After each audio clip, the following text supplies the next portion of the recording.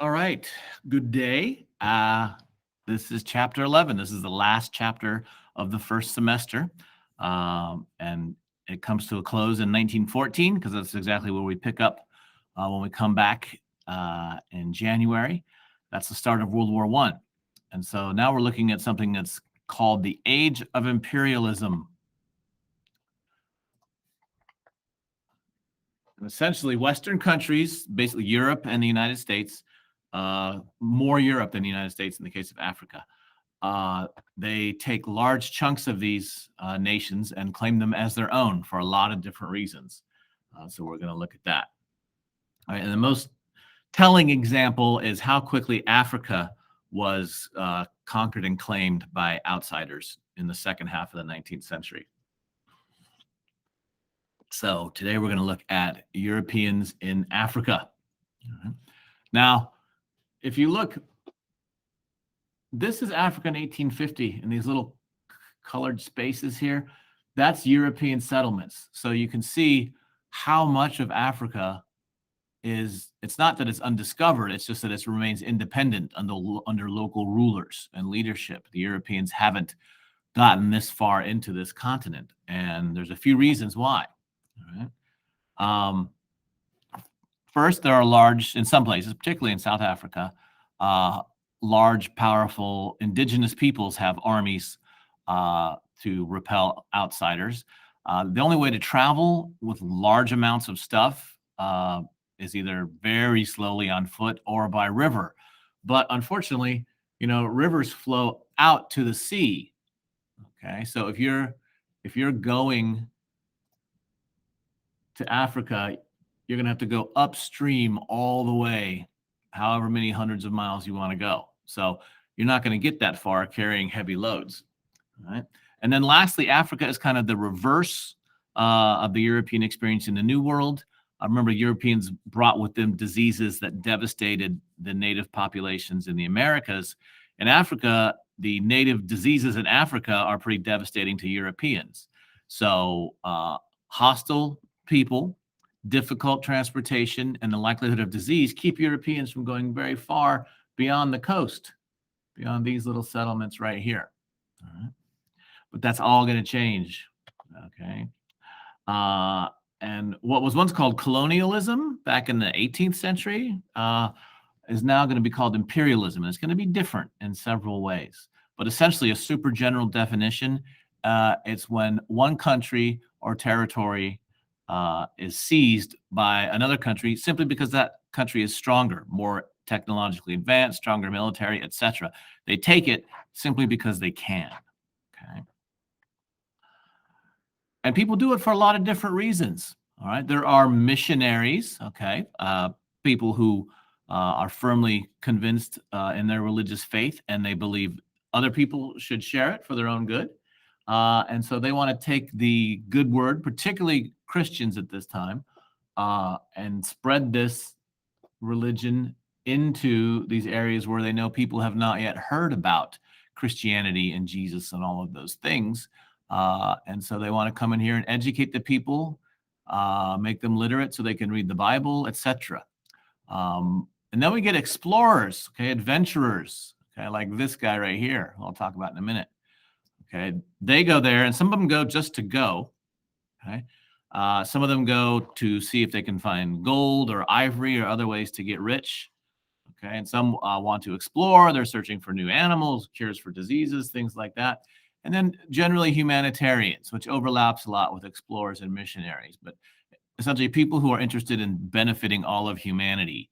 And the Europeans are convinced at this time that they can benefit people by getting them to act like they do, because they believe that they are at the peak of human civilization. All right. So one of the most infamous examples of Europeans just taking parts of Africa is the Congo River Basin. All right. The second most famous river in Africa is the Congo. The Nile is the first, right, up in Egypt. And the Congo is a long river that snakes up inland from right around here. Actually, it's right here, actually. Very long river, goes right into the heart of Africa. And King Leopold of Belgium claims it for Belgium. Okay. And then he has this American journalist and explorer, Henry Stanley, go there and investigate it, explore it, report back to him on what he's just acquired. It's kind of like the way Lewis and Clark went and explored what Thomas Jefferson had got in the Louisiana Purchase. Well, Henry Stanley is the explorer of the Belgian Congo for King Leopold. This is a famous example or infamous example because of the treatment that African people got at the hands of Leopold's forces. When King Leopold claimed the Congo, he didn't claim it for the country of Belgium. He claimed it as his own personal property. So he had complete authority over what happened there. And what happened there was a lot of brutality and exploitation. The Belgians needed laborers to do work. And so essentially what they did in a lot of cases is they imposed new laws on the African people who they had not consented to, they could not understand because they didn't read the language, but they're still held accountable for these European laws that are brought onto their land and arrested in large numbers and forced to work. So they get forced labor, which in a lot of ways is even worse than slavery because at least a slave owner has a financial investment in a slave. These workers are simply rounded up, chained up, and forced to work. And so there's a huge amount of death and displacement as a result of this. So bad, in fact, that even 19th century Europeans want to put a stop to it, and it becomes a public scandal when it gets reported on. And so the Belgian government meets and they take away Leopold's personal control of the Congo and put it under the control of the Belgian government. And things get a little better, but still not at all great, okay, but less brutal than when it was just under Leopold's rule. And then much of Europe is going to start to claim parts of Africa. They're going to start to move in from these little coastal enclaves, we'll call them, into the heart of Africa, looking for stuff, looking for souls to save, looking for gold, looking for natural resources, looking for adventure. They're going to start moving in at a very rapid pace. Okay? And why? Because they've solved those technological problems that I talked about. Right? But why did they want to go there in the first place? Let's talk about that. All right. One thing, this is a period of nationalism where you want to prove that your country is better than its neighbors. And one of the ways that you do that is by conquering more of the earth and having a bigger empire than other people. Everyone wants to be like Britain, right? Tiny little country, big, huge empire. So European nations are racing for colonies around the world to try and copy the British Empire, to say that they are as good as Britain. So that's nationalism. And that's also going to lead to the big explosion of World War I, is nations competing to show who's best. And what we have at that time is classical racism. Now, we call a lot of people racist and use the word racist a lot. We misuse it a lot. Sometimes we mean a person is prejudiced or bigoted or just nasty, but we call them a racist. Racism means that not only do you think that your race is the best, but you think the determining factor in human history is not economics, it's not religion, it's not science, okay? You think that what determines the course of human history is the difference between the races. And so Europeans at this time become obsessed with the difference between the races, and not just the difference between African people and European people and Asian people and European people, but even among European people, they rank all the different hierarchies of the different races that are Caucasian.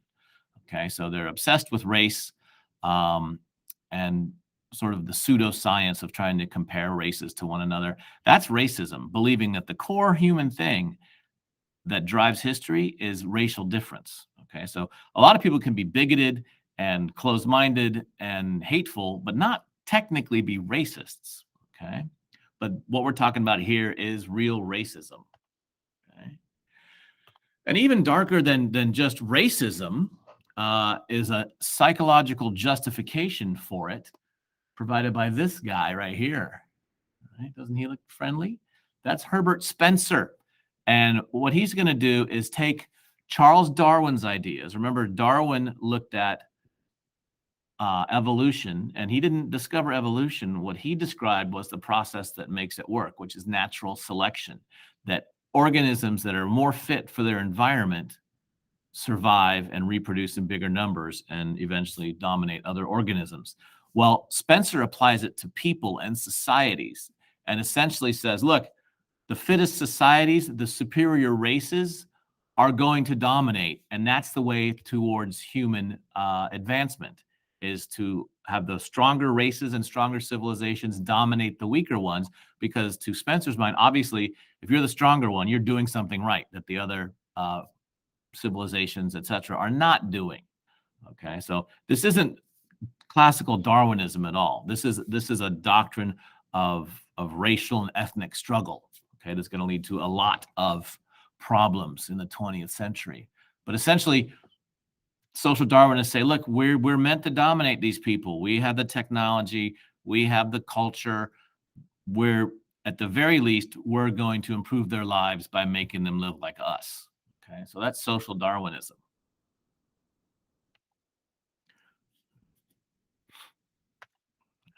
Well, those problems start to be overcome. All right, we looked in the last unit, right? We had the steam engine, right? And so James Watt and Matthew Boulton first put steam engines on boats, and that lets us create boats like this, okay? Like boats from the Jungle Cruise are modeled on this. Steamboats that can go hundreds of miles upriver into the heart of Africa. You don't have to paddle, okay? And so we get water transportation as far as we want to go upriver thanks to steamboats like this one, right? And then the indigenous peoples who maybe don't want Europeans around their land, well, they don't have a big answer for this. And this is the first fully automatic machine gun invented by the American Hiram Maxim. And if you have a small group of Europeans with some machine guns, they can impose their will on much larger native forces. All right. So we've overcome native armies. We've overcome the problems of going distances.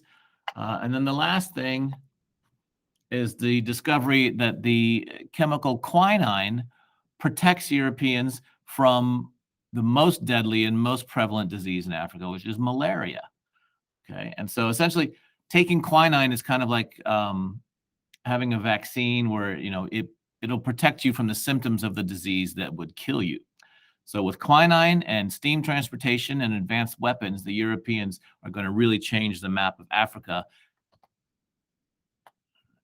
Within Africa, there are thousands of different cultures and languages, and in a minute we'll talk about rivalries among African peoples. So the African peoples aren't really able to, put up a united defense. The Europeans are able to play one group against another, and traditional rivalries, and a king of one area to help them undermine the king of another area, because the Africans are not united in their desire to keep Europeans out. All right. And so by the second half of the 19th century, the Europeans are worried that for this game of conquering stuff, there have to be rules. And so they meet in Berlin, and this is a cartoon of it. I'll talk about it in a minute. All right, and they agree on the set of rules they're going to play the game by. All of the European countries are being brought there by nationalism and humanitarianism and racism. But some people are just there for the money, and it doesn't get any more pure than discovering huge amounts of gold and diamonds. All right, both of which they have a lot of in southern Africa. Here's a South African gold mine of the time period. But that's the most pure form of wealth the Europeans can extract from Africa. And so that brings in huge numbers of people looking for wealth in that form. And then they're going to find wealth in a lot of other forms, like ivory in the Congo, other sorts of rare animal-based goods, lots of rare minerals. They're going to be able to grow different crops there that they can't grow in Europe. And so a lot of people are there for financial gain. And so how do we keep people from getting in fights over who gets to control and exploit what? Well, that's where we get our rules conference. And the European powers meet in Berlin. All right. They don't want to go all the way to Africa to meet about this. No Africans are invited to this meeting where they're going to decide who gets what in Africa. And so we get this official meeting. And then this is Otto von Bismarck. He was the leader of the United Germany at that time. And he's going to be a very big player in the 1890s up until he's going to get fired by the King of Germany. We'll talk about that in the future. So 14 European nations agreed on rules for conquering Africa in the 1880s. Right? And essentially, they said, if your country's going to claim territory, you have to have boots on the ground. You've got to have people there. You've got to be stopping lawlessness and enforcing trade and basically managing and administrating that place profitably, and then you can call it yours. And this works out. There's going to be a couple of close calls of Europeans going to war with each other over African territory, and we'll talk about those in the future. But for the most part, the deals of this game work well for the Europeans. And by 1914, the eve of World War I, you remember what Africa looked like in 1850, right? Only two countries, Liberia and Ethiopia, are free of European control. Liberia was an American settlement founded during slavery for slaves who people thought maybe wanted to return to Africa. Most African Americans didn't want to return to Africa because they felt themselves to be Americans. But Liberia is a colony where former slaves can return to Africa and live freely. And then Ethiopia is the only native power in Africa to defeat a European army. And the Ethiopians defeat the Italians who try to take them over. So just those two countries are independent. The rest has been conquered by Europeans in 30 years, right, between 1850 and 1880. So gold and diamonds are nice, but they're not everywhere, but you can get lots of raw materials to export. And by and large, the raw materials are a bigger source of wealth than just the gold and diamonds. And so, like I said, we get really important minerals that we need for industrial revolution. Also, lots of cash crops. There's all different kinds of nuts and different exotic fruits and things that they can grow almost year-round in Africa and sell for a great deal of money around the world. So those are called cash crops. And they ask you, unfortunately, they kind of view ivory like a cash crop. They just slaughter elephants in huge numbers to get the ivory, which is next to gold and diamonds, the most concentrated form of wealth that you can get out of Africa. Right? South Africa is going to be interesting and a little different. Right? I told you that the most intense resistance from native forces, besides in Ethiopia, was in the southern part of Africa. I also told you how there were rivalries and things among the Africans that kept them from uniting to keep the Europeans out. And the most famous of the African leaders and warriors before the Europeans arrived was this man here. His name is Shaka, and he is the head of a small tribe of people who are called the Nguni people. And they are competing for resources, and Shaka comes up with some, and I won't get too into it, but he comes up with a new methodology that says, I need to conquer my neighbors and absorb them in order to avoid starvation. I have to keep getting bigger and acquiring more land because I continually have more mouths to feed. And so Shaka had organized many, many warring tribes into the Zulus and then had absorbed many of his neighbors. So the Zulu Empire is quite large when the British arrive. It's really, most of South Africa is controlled by Zulus. And so they have an empire already. They've conquered their neighbors. They have a thriving empire, and they don't want to give it up to these strange people who've just arrived. And eventually the British do defeat the Zulus militarily. It takes a long time because of how intensely and bravely Zulu warriors fight. They're amazing warriors and athletes. And they defeat the British at several battles, which is very scandalizing for the people in Europe to think that their advanced Western European armies were beaten by indigenous peoples, okay, because of the racism inherent at the time. There are other Europeans already in South Africa as well, and those are the descendants of Dutch explorers. If you remember back, Industrial Revolution and before that, the Dutch, right, the country of Holland or the Netherlands, was very advanced and actually beat the British to a lot of stuff like advances in agriculture and exploration. And so there was a large Dutch colony in South Africa. And these Dutch had come to live there as independent farmers. They were there for the long haul to stay, and they're called Boers. Okay, so those are white Dutch African settlers, and they're going to come in conflict with the white imperialists, the British. Right? So they had moved in a few generations before and forced peoples off the land and made large farms for themselves.